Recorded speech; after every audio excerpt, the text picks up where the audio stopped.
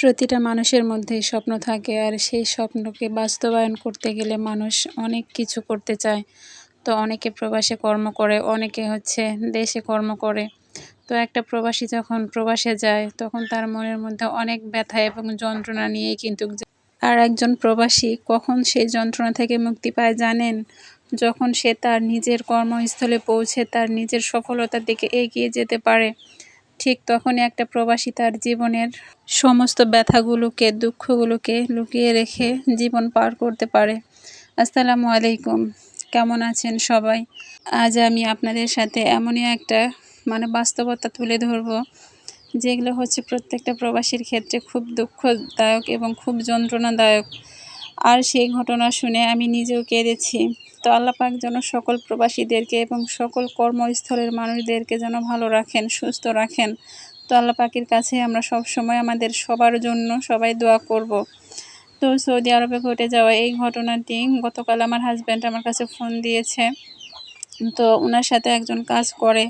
তো উনি গত ৩ মাস হলো উনি সৌদিতে গেছেন। তো গত ৩ মাস থেকে উনি আসার পর ১ মাস বসেই ছিল।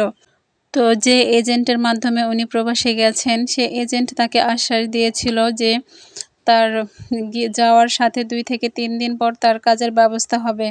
তো উনি প্রবাস জীবনে পা রাখার পর ওনাকে দীর্ঘ ১টা মাস বসে থেকে ওখানে দিন পার করতে হয়েছে। তো যাই হোক, আলহামদুলিল্লাহ, তারপর তাকে কাজের ব্যবস্থা করে দেওয়া হয়েছিল। তো গত ২ মাস হলো উনি কাজে জয়েন দিয়েছে। তো আলহামদুলিল্লাহ, যাই হোক, উনি এভাবে তার দিনগুলোকে পার করছে। আর একটা প্রবাসী যখন প্রবাসে যায় তখন তার ভিতরে অনেকটাই কষ্ট থাকে, কিন্তু কষ্ট হইতে বললাম যে তার জীবনের একটাই লক্ষ্য যে তার পরিবারকে সে ভালো রাখবে এবং নিজে একটু ভালো থাকবে। সেই চেষ্টায় কিন্তু একটা প্রবাসী দেশ থেকে প্রবাসে চলে যায়। তো এভাবে দিন পার হয়ে যায় একটা প্রবাসীর। তো গতকাল আমার হাজব্যান্ড আমার কাছে ফোন দিয়েছে, আমাকে বলতেছে যে আমি তোমার কাছে একজন ভাইয়ের কথা বলছিলাম। তো তখন আমি বললাম যে হ্যাঁ। তো তখন বলতেছে যে উনি আসলে বাড়ির থেকে এসেছে ৩ মাস, তার মধ্যে কাজ পায়নি ১ মাস। তারপর ওনার কাজের বয়স ২ মাস। তো একটা মানুষ তো অনেক ঋণ করে অনেক চিন্তায় থাকে যে আমি এত টাকা ঋণ করে আসছি, আমার যত তাড়াতাড়ি কাজের ব্যবস্থা হবে তত তাড়াতাড়ি আমি আমার ঋণগুলোকে আমি পরিশোধ করতে পারবো।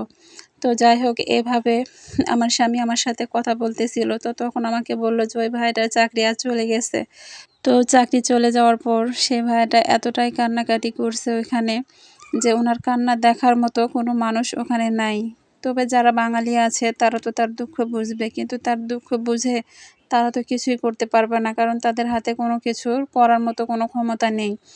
তো যাই হোক, এভাবে অনেকটাই কান্নাকাটি করার পর ওই ভাইয়াটা ওখানে স্ট্রোক করে। তো কেউ বুঝতে পারেনি যে উনি এভাবে হুট করে স্ট্রোক করবে।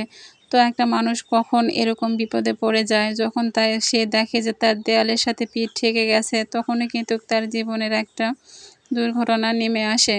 তো এভাবে স্ট্রোক করার পর ওনাকে সবাই ধরে মাথায় একটু পানি দেয়। পানি দেওয়ার পর যখন দেখে যে জ্ঞান আসেনি, তো তখন তাকে হসপিটালে নিয়ে যাওয়ার ব্যবস্থা করে।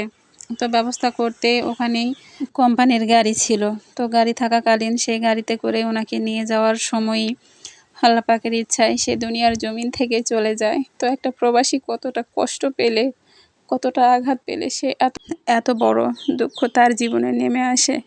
তো আল্লাহ পাক যেন সকল প্রবাসীদেরকে ভালো রাখে, সুস্থ রাখে। কত স্বপ্ন নিয়ে সে প্রবাসে পা রেখেছিল, কিন্তু তার ভাগ্যে আসলে এটা নেই। তো আল্লাহ পাক তাকে নিয়ে গেছেন, আল্লাহ যেন তাকে জান্নাতুল ফেরদাউস নসিব করেন। তো আল্লাহ পাক সকল প্রবাসীদেরকে, সকল কর্মস্থানের মানুষদেরকে যেন ভালো রাখে, সুস্থ রাখে। আমাদের সবার ছোট ছোট স্বপ্নগুলোকে আল্লাহ পাক যেন পূরণ করার তৌফিক দান করেন।